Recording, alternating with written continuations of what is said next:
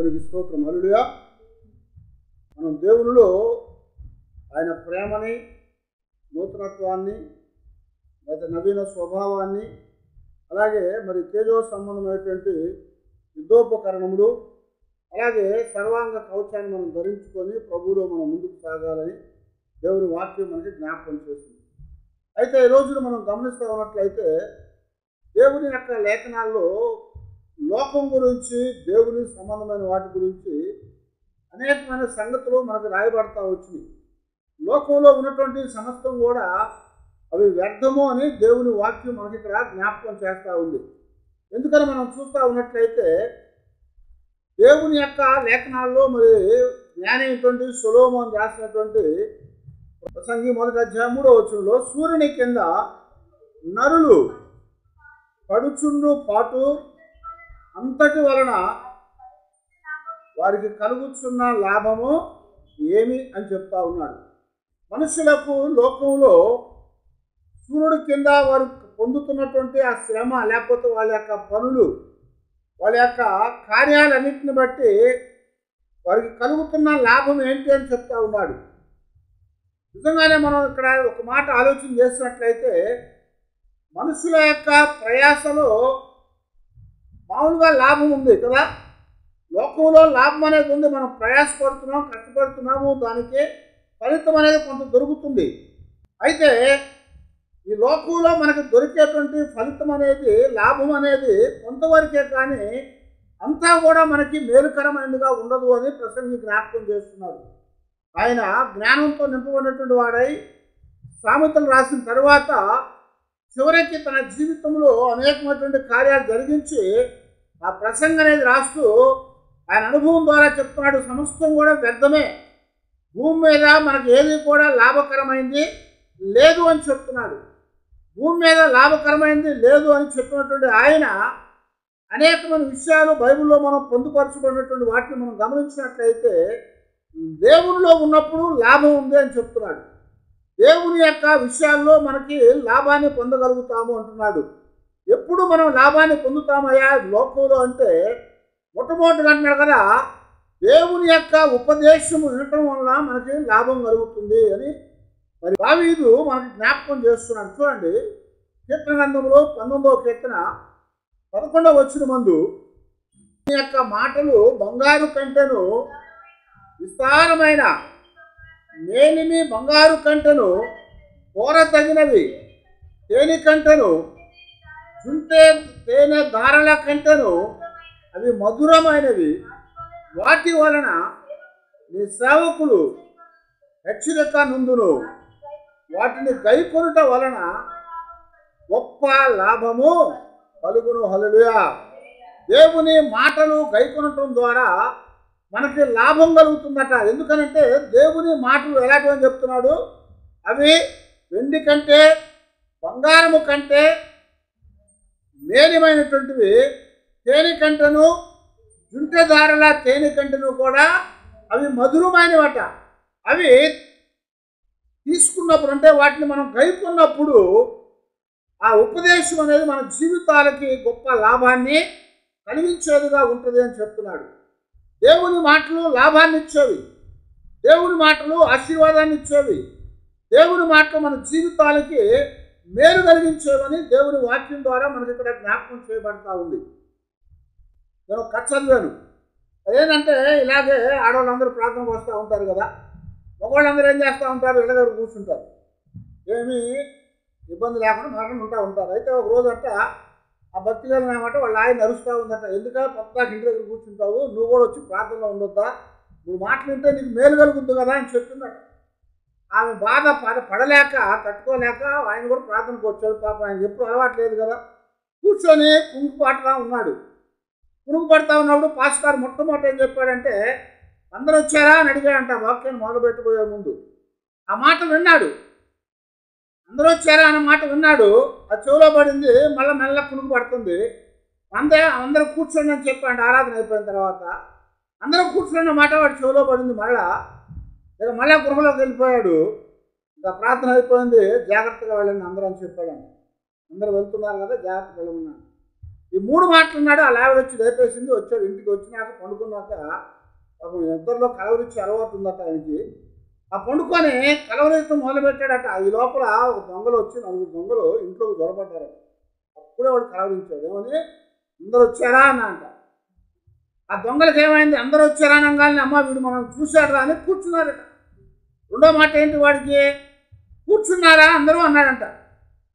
ఇక వీడు మనం చూసేసాడు, మనం పట్టుబడిపోతాం అనుకొని ఇక పరిగెత్తడం మొదలుపెట్టాను. అందరూ వెళ్తున్నారా జాగ్రత్తగా అన్నాడు. ఇక దెబ్బతో వచ్చిన దొంగలందరూ ఏమైపోయారట? పారిపోయారట. చూసారా, ఒక్కసారి దేవుని మాట వాడు వినటం వల్ల కుటుంబానికి ఎంత మేలు కలిగింది.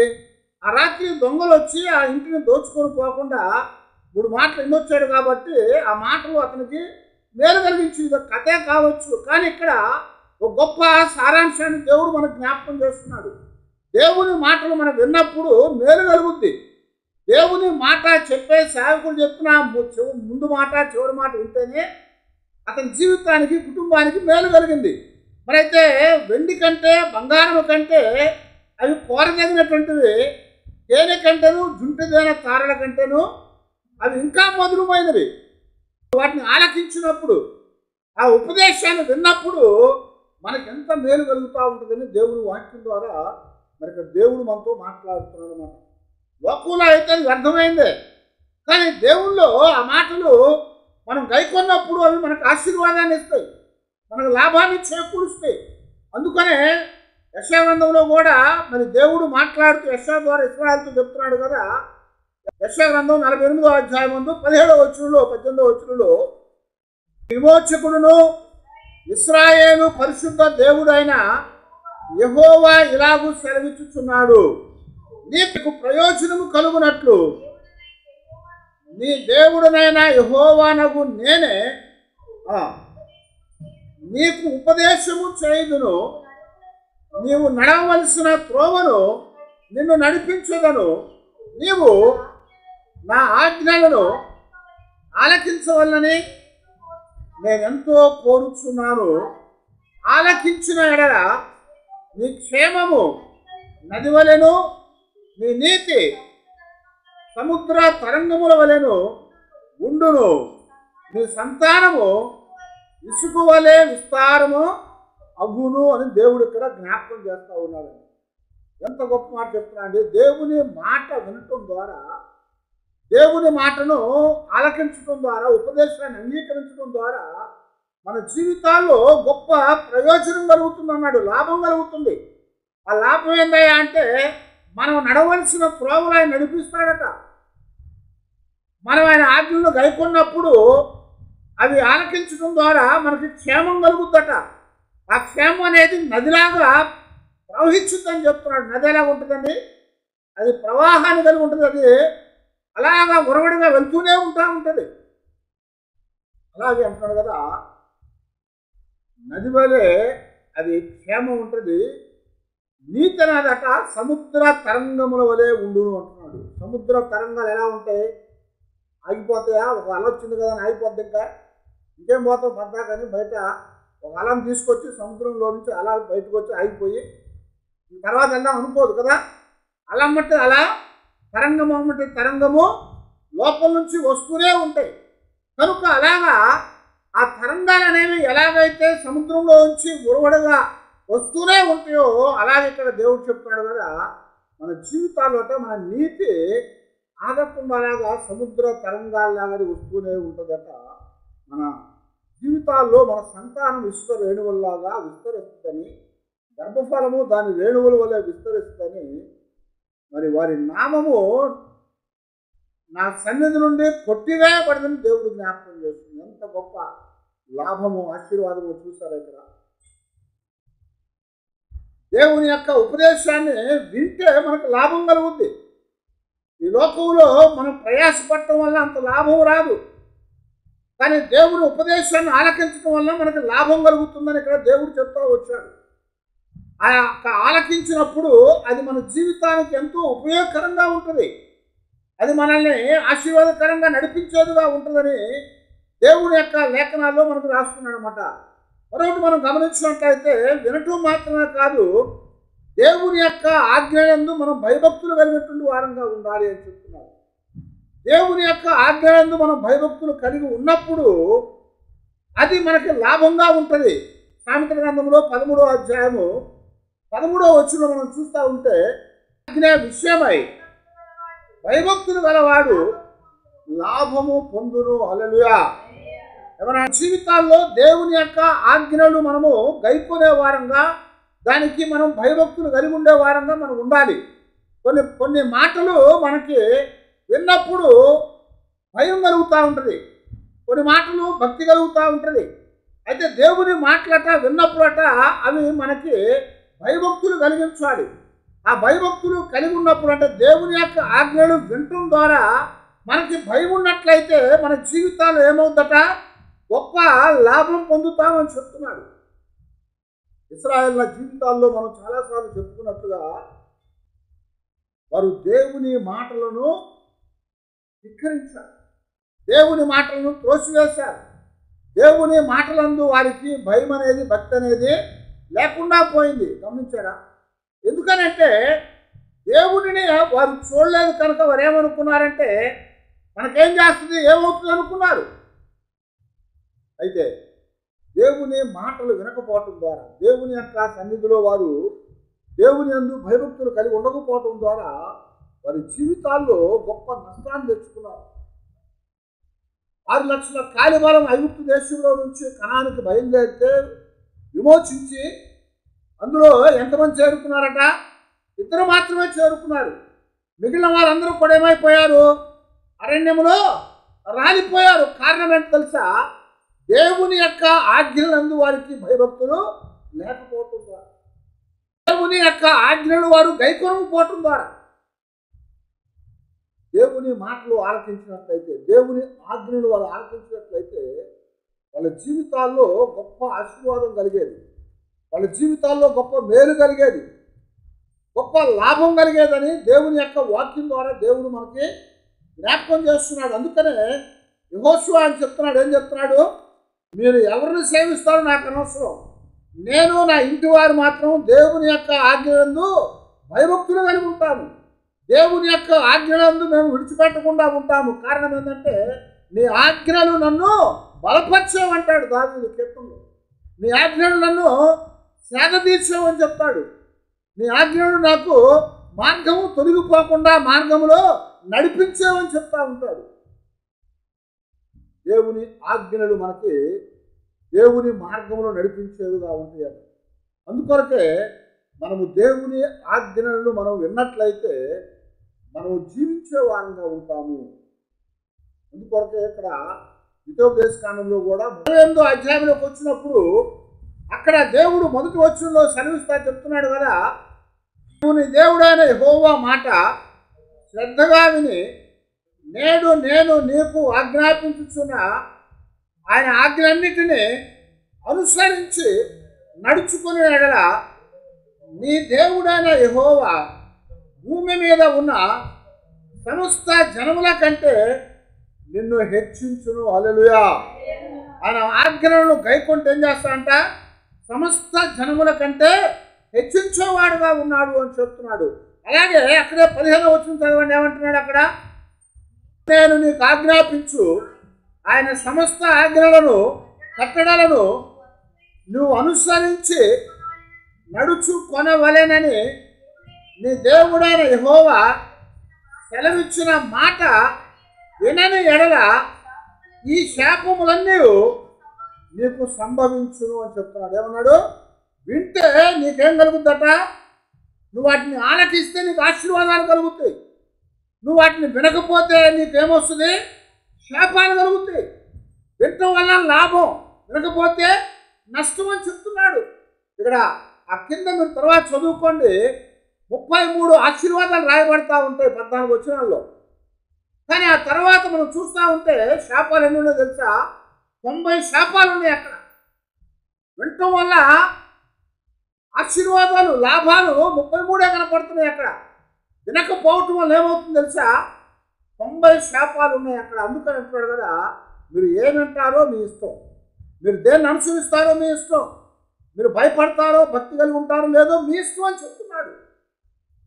కనుక దేవుని యందు మనము ఆయన ఆజ్ఞల యందు భయభక్తులు కలిగి ఉన్నట్లయితే లాభం కలుగుతుంది అని చెప్తున్నాను. ఆయన్ని మనం భయభక్తులు కలిగి ఆయన ప్రేమించినప్పుడు మన జీవితాలకి ఆశీర్వాదం వస్తుంది, లాభం వచ్చింది.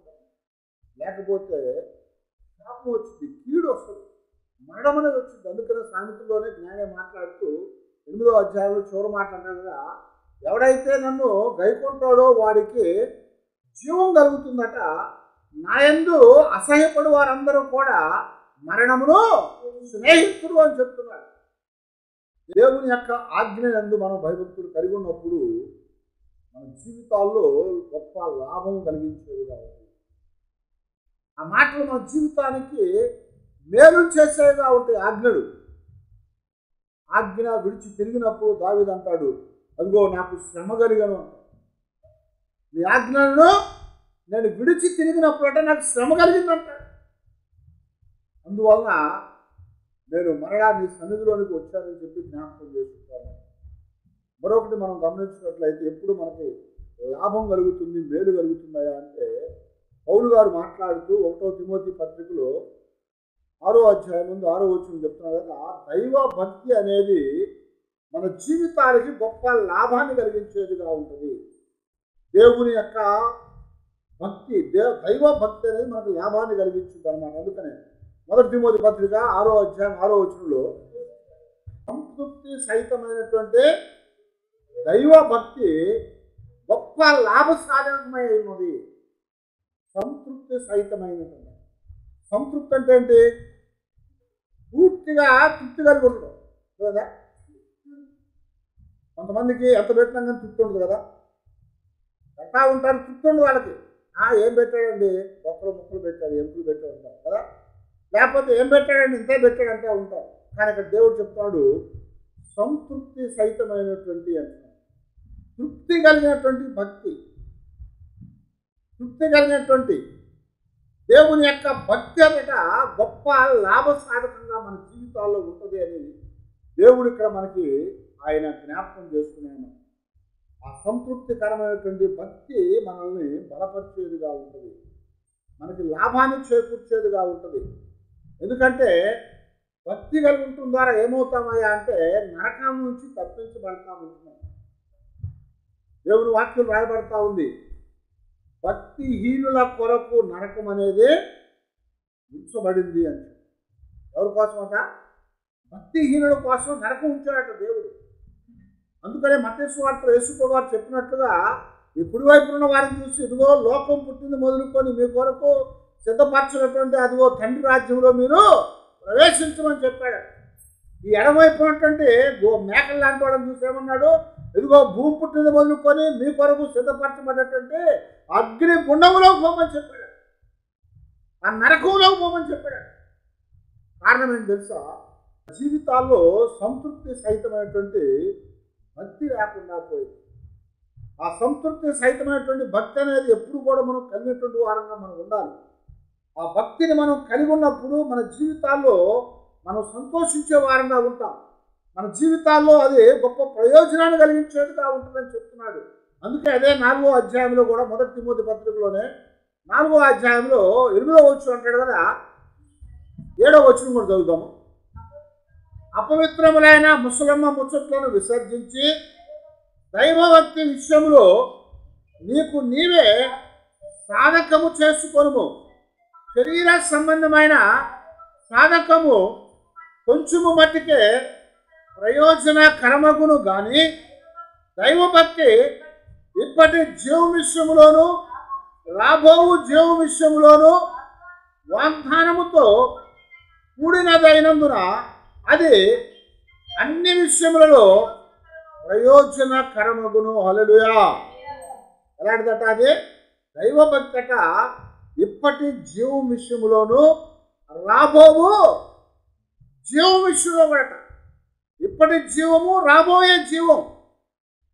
మానవుని యొక్క జీవితంలో ఇప్పుడు మనము ఒక 70 సంవత్సరాలు లేకపోతే 80 సంవత్సరాలు లోకంలో ఒక మజిలీలో ఉన్నాము. పేతురు చెప్పినట్టుగా, పౌలు గారు చెప్పినట్టుగా, యోహాను గారు చెప్పినట్లుగా మనం ఎవరమయ్యా అంటే యాత్రికులము ప్రయాణికులము. యాత్రికులము ప్రయాణికులము పరదేశులము. యాత్రికులు ప్రయాణికులు ఎవరంటే పరదేశులు వాళ్ళు, అంటే వేరే దేశం నుంచి ఇక్కడికి వచ్చినటువంటి వారు. పర అంటే ఏంటి? బయటిది కదా. పర అంటే బయటిది, ఇహ అంటే ఇక్కడిది. అందుకనే పౌలు గారు కూడా ఏమంటారంటే ఫిలిప్పీ పత్రికలో మన యొక్క పౌరసత్వము ఇక్కడ లేదు కానీ ఎక్కడుందట? పరలోకంలో ఉందని చెప్తారు. కనుక ఇక్కడ భక్తి అనేది మనము దేవుని యందు దైవభక్తిని, సంతృప్తికరమైన దైవభక్తిని కలిగి ఉన్నప్పుడు ముసలమ్మ ముచ్చట్లను విసర్జించి భక్తిలో, దైవభక్తిలో మనల్ని మనం సాధనం చేసుకోవాలంటున్నాడు. భక్తిని మనము పెంపొందించుకోవాలంటున్నాడు. తెలుసు కదండి, చూసాం కదండి, ఎరిగాం కదండి అనుకోని కొన్నిసార్లు ఉండిపోతూ ఉంటాం కదా. ఒక స్టేజ్కి వచ్చి నాకేమవుద్దంటే ఇంకెవడు చెప్పినా మనం వినం. దేవుడు చెప్పినా నాకు తెలిసి అనుకుంటాం. నాకు కథ చెప్తా ఉంది. అప్పట బావిలో దూరే బండకం దూరిందని. రోజు చాకలోళ్ళు వచ్చి ఆ బండ మీద ఏం చేసేవాళ్ళు? బట్టలు ఉతుకుతూ ఉండేవాడు. దానికి అలవాటు అయిపోయి ఏమైందంటే కొత్తలో ఉనికి పడింది. తర్వాత ఏమైంది? అలవాటు అయిపోయి దాని కింద మెల్లకుండా అలాగే ఉండిపోయిందంట. ఈ లోపల ఎక్కడితో ఇంకొక కప్ప వచ్చి అందులో పడిందంట. అది కూడా ఈ బండ కింద ఉన్న ఈ కప్ప దగ్గర చేరింది, కొత్త కప్ప. ఆ చాకలాతను వచ్చాడు, ఉతుకుతున్నాడు. దెబ్బ ఏమవుద్ది? శబ్దం వస్తూ ఉంటుంది కదా. శబ్దం వస్తూ ఉంటుంది, బండ కదులుతూ ఉంటుంది, ఉలిక్కి పడతా ఉంది, ఎగురుతూ ఉందట. దానికి ఆ పాత కప్ప ఉందంట, ఎక్కడ కాకలే ఇది అలవాటు అయిపోతుంది నీకు, ఎందుకంటే నువ్వు కొత్తగా వచ్చావు కానీ అలాగే ఉంటుంది అని చెప్పాడు. ఎందుకంటే కొత్తలో మనకు ఎలా ఉంటుందంటే ప్రతిదీ కూడా మనకి భయం కలిగిస్తూ ఉంటుంది. దేవుడు మాట అనగానే భయపడతాం. దేవుడు అనగానే మన జీవితాల్లో మరి వణికిపోతాము. కొంతకాలం అయినాక ఏమవుతుంది తెలుసా? అలవాటు అయిపోతూ ఉంటుంది. అలవాటు అయిపోయినాక ఏముంది, ఇది మనకు తెలిసిన సంఘటనే కదా, ఇది చాలాసార్లు విన్నదే కదా, ఇది పాస్టర్ గారు చెప్పాడు కదా, మనం కూడా చదువుకున్నాం కదా, ఇందులో ఏముందన్నటువంటి ఒక విధమైనటువంటి మూఢత, లేకపోతే ఒక విధమైనటువంటి జటిలత్వం అనేది వచ్చేస్తుంది. అప్పుడేమో తెలుసా, మన జీవితాలు లాభం రాదు. అందుకొరకే పౌలు గారు ఇక్కడ చెప్తున్నాడు, దైవభక్తి విషయంలో మీకు మీరు సాధనం చేసుకోవాలి. శరీరకమైనటువంటి సంబంధమైనటువంటి సాధకం అనేది ఇప్పటి లోకానికే ప్రయోజనకరమైంది. కానీ దైవభక్తి అనేది ఇప్పటి లోకములోనూ రాబోవు లోకములో కూడా, ఇప్పటి జీవంలోనూ రాబోయేటువంటి జీవంలో కూడా అన్ని విషయాల్లో అదే ప్రయోజనకరమైంది అని జ్ఞాపకం చేస్తుంది. ఇప్పుడు మనకు అది ప్రయోజనంగా ఉంటుంది, రాబోయేటువంటి లోకంలో, రాబోయేటువంటి జీవంలో కూడా మనకి ప్రయోజనాన్ని, లాభాన్ని సమకూర్చేదిగా ఉంటుంది. ఇక్కడ లోకాన్ని విడిచిపెట్టినాక, యాత్ర ముగించిన తర్వాత, మన పౌరసత్వం దేశంలోకి మనం వెళ్ళిపోయినాక పరలోకంలోనికి, అక్కడ ఇంకా లాభకరంగా ఉంటుందట. ఎందుకంటే ఇక్కడ మనకు ఉన్నటువంటి భక్తిని బట్టి అక్కడ దేవుడు మనకు అనేకమైన బహుమానాలు ఇచ్చేవాడుగా ఉన్నాడు, అనేకమైన ఈవులను ఇచ్చేవాడుగా ఉన్నాడు, అనేకమైనటువంటి ఆ కిరీటాలు ఇచ్చేవాడుగా ఉన్నాడంటే అక్కడ వాటిని పొందే కొంది ఏమవుతూ ఉంటుంది? మనకు సంతోషం కలుగుతూ ఉంటుంది, ఆనందం కలుగుతూ ఉంటుంది, అది గొప్ప ప్రయోజనకరంగా అనిపిస్తూ ఉంటుంది. పౌలు చెప్పినట్లుగా ఇప్పటి జీవంలో మాత్రమే కాదు, రాబోయే జీవంలో కూడా ఇది ప్రయోజనకరమైంది. కాబట్టి మనం ఎల్లప్పుడూ కూడా దైవభక్తి విషయంలో మనల్ని మనం సాధన చేసుకున్నప్పుడు అది గొప్ప లాభ సాధకంగా ఉంటుంది అని చెప్పారు. అది గొప్ప లాభ సాధకము. అది కలిగినప్పుడు మనము ఎల్లప్పుడూ కూడా సంతోషించే వారంగా, లాభాన్ని కలిగి ఉండే వారంగా మనం ఉండగలుగుతామని దేవుని వాక్యం ద్వారా దేవుడు జ్ఞాపకం. ఇవన్నీ కావాలంటే మన జీవితాలు ఏం కావాలి అంటే శ్రద్ధ కావాలి. దేవుని ఉపదేశాన్ని వినాలంటే, దేవుని ఆజ్ఞలందు భయభక్తులు కలిగి ఉండాలంటే, దైవభక్తి విషయంలో సాధనం చేసుకోవాలంటే ఏం కావాలి? శ్రద్ధ కావాలి. అవునా? శ్రద్ధ లేకుండా, ఇష్టం లేకుండా ఎన్ని ఇవ్వడం చేస్తాడా? దేవుడు అందుకు అన్నాడు కదా ఇక్కడ, సామెతల గ్రంథంలో మనకి జ్ఞాపకం చేస్తున్నాం కదా, శ్రద్ధ కలిగి ఆలోచన చేసేవాడికట లాభం కలుగుతుందని చెప్తున్నాను. సామెతల గ్రంథంలో 21వ అధ్యాయం 5వ వచనంలో, శ్రద్ధ గలవారి యోచనలు లాభకరములు, తాళిమి లేక పనిచేయు వానికి ఏమొచ్చిందట, నష్టమే ప్రాప్తిస్తుంది. శ్రద్ధ కలిగినటువంటి వాడికి ఏమొస్తుందట, గొప్ప లాభం కలుగుతుంది. ఎంత శ్రద్ధగా మనం పనిచేస్తే అంత లాభం వచ్చింది. ఓ పొలం వేసుకుంటా ఉన్నాడు అనుకోండి, ఒకడు ఆ దున్నినప్పుడు వెళ్ళి దున్నిచ్చేసి విత్తనాలు వేసి ఇంటికి వచ్చి పండుకున్నాడు అనుకోండి, దాన్ని పట్టించుకోకపోతే వర్షం వస్తే నీళ్ళు తడుచుద్ది. ఆ తర్వాత ఏమవుతుందంటే దాన్ని పట్టించుకోకపోతే కలుపులు పెరిగిపోతాయి, పురుగులు పడతా ఉంటాయి, అనేక రకాలుగా ఆ పొలం అంతా తోటంతా ఏమవుద్ది, ఎదుగుదల అనేది లేకుండా పోతుంది. ఎదుగుదల లేకపోతే ఏమవుతుంది, ఎక్కువ లాభం వస్తుందా, ఎక్కువ లాభం రాదు. అదే శ్రద్ధ కలిగి ఆ పొలం వేసి వచ్చినాక నాట్లు వేసిన తర్వాత వాడు పోయి జాగ్రత్తగా చూసుకుంటూ ఉంటే, ఆ కలుపు తీసుకుంటూ ఉంటే, దానికి కావలసినప్పుడల్లా నీరు పెట్టుకుంటూ ఉంటే, కావలసినప్పుడల్లా ఎరువు వేసుకుంటూ ఉంటే, ఆ పంట సమయానికి వచ్చినప్పుడు జాగ్రత్తగా దానిలో ఉన్న నీళ్ళని తీసేస్తే ఏమవుతుంది, ఆ పంటంతా కూడా చక్కగా పండి విస్తారంగా ఉంటుంది. అది గొప్ప లాభసాధన. అవునా? మనం వేసేసాం వచ్చాం అయిపోయింది అనుకొని ఊరుకుంటే, నీళ్ళు పెట్టకుండా దానికి కావాల్సిన సదుపాయాలు చేయకుండా చివరిలో ఏమవుతుందంటే వరిచే. అందుకొరకు ఇక్కడ మరి జ్ఞాని చెప్తా ఉన్నాడు, శ్రద్ధ కలిగి ఆలోచన చేసేటువంటి వాడి యొక్క పని వాడికి ఏం చేస్తుంది, లాభాన్ని కలిగించుంది. శ్రద్ధ కలిగిన ఆలోచన ఉండాలి మనకి. ఏదో చేస్తున్నామని చేసేస్తే దానివల్ల ఉపయోగం లేదు. దేవుని మాటలు మనం వినాలంటే, దేవుని యొక్క ఆజ్ఞను భయభక్తులు కలిగి ఉండాలంటే, దేవుడు ఇచ్చిన భక్తిని మనం సాధనం చేసుకొని అభివృద్ధి చేసుకోవాలంటే దానికి శ్రద్ధ అనేది కావాలి. అందుకని శ్రద్ధ కలిగినటువంటి వారి యొక్క యోచన అంటే ఆలోచన వారికి లాభ సాధకంగా ఉంటుంది అని చెప్పి, దేవుని మాటలు విని దాని యందు శ్రద్ధ కలిగి ఉన్నప్పుడు, దేవుని ఆజ్ఞలు విని దాని యందు భయభక్తులు కలిగి ఉన్నప్పుడు, దైవభక్తి దేవుడు మనకి ఇచ్చిన దాన్ని మనము సాధనం చేసుకొని అభివృద్ధి చేసుకుంటా ఉన్నప్పుడు ఆ శ్రద్ధ అనేది, ఆ ఆలోచన ఏం చేస్తుందంటే మనకి గొప్ప లాభాన్ని చేకూర్చేదిగా ఉంటుంది. అందుకనే సామెతల్లోనే జ్ఞానం చెప్తూ ఉంటాడు, సోమరి యొక్క పొలమును చూడండి ఎలా ఉంటుందంటే అది రాళ్ల తుప్పలు గచ్చ పొదలతో ఉంటుంది. అలాగా రాళ్ల తుప్పలు గచ్చ పొదలతో ఉంటుంది.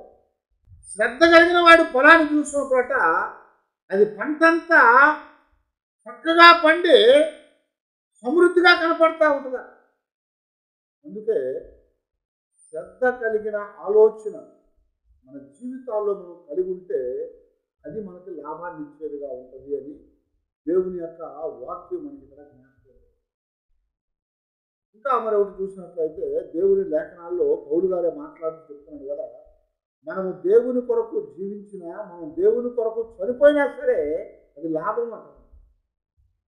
ఎందుకంటే ఫిలిప్పీయులకు రాసిన పత్రికలో 1వ అధ్యాయం 21వ వచనంలో పౌలు గారు మాట్లాడుతూ, నా మట్టుకైతే బ్రతుకుట క్రీస్తే, తావైతే లాభము అయినను శరీరముతో నేను జీవించుటే నాకున్న పనికి ఫల సాధనమైనడరా నేను ఏమి కోరుకుందునో నాకు తోచలేదు అని చెప్తుంది. ఆ మట్టుకైతే బ్రతుకుట క్రీస్తు అయితే, సావైతే లాభం అంట. చచ్చిపోతే లాభమా మనకి? చచ్చిపోతే ఏమవుతుంది? నష్టం. అవునా? కుటుంబంలో ఒక వ్యక్తి చనిపోయాడంటే ఆ కుటుంబానికి చాలా నష్టం. అదే కుటుంబానికి యజమాని అనుకోండి, ఆ కుటుంబంతో కూడా విచ్ఛిన్నమైపోద్ది. అదే కుటుంబంలో సంపాదించేవాడు అనుకోండి, ఆ కుటుంబంతో కూడా చాలా మరి దరిద్రంలో పడిపోద్ది. అయితే ఇక్కడ చెప్తున్నాడు కదా, నా మట్టుకైతే బ్రతుకుట క్రీస్తే, చావైతే నాకు లాభం అంటున్నాడు. ఎక్కడ ఎప్పుడు చచ్చిపోతే లాభం అంటుంది తెలుసా? దేవుని వాక్యం అంటాడు కదా, యెహోవా భక్తుల మరణము ఆయనకి విలువైందని చెప్పారు. యెహోవా భక్తుల మరణము దేవునికి విలువైందట. ఎందుకని?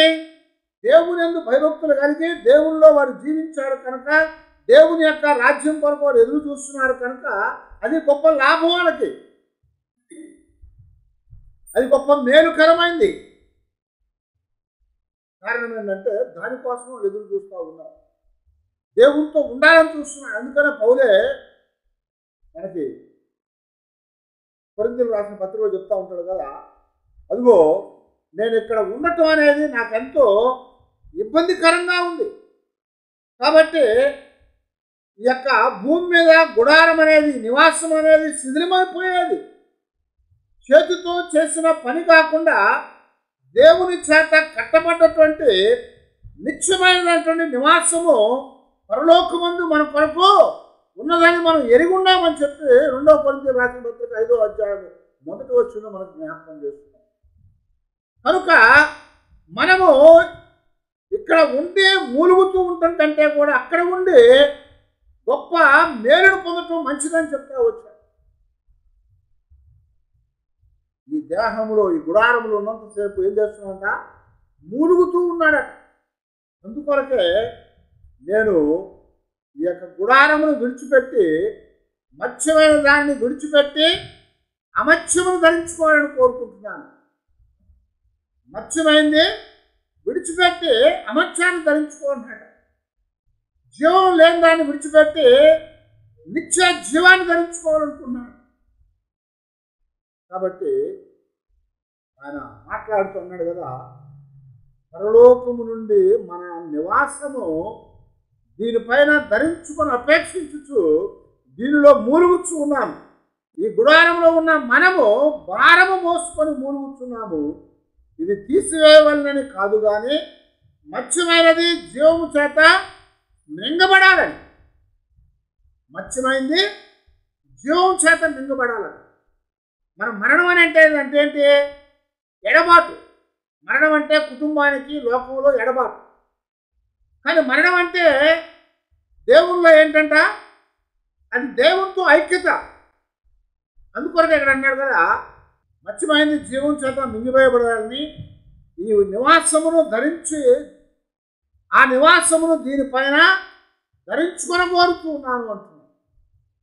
కనుక ఈ దేహములో నివసించుకున్నంత కాలము ప్రభువునకు దూరముగా ఉన్నామని ఎరిగి ఉండి ఎల్లప్పుడూ ధైర్యము గలవారమై ఉండుము. హల్లెలూయా. ఈ దేహములో ఉన్నంతసేపు ఎలా ఉన్నామట? దేవునికి దూరముగా ఉన్నాము అంటున్నాడు 7వ వచనం. ఆ తర్వాత 8వ వచనం కదా, ఈ దేహమును విడిచిపెట్టి దేవుని ప్రభు యొద్ద నివసించుటకు ఇష్టపడుతున్నాము. దేహాన్ని విడిచిపెట్టి ప్రభు యొద్ద నివసించడానికి ఇష్టపడుతున్నాము.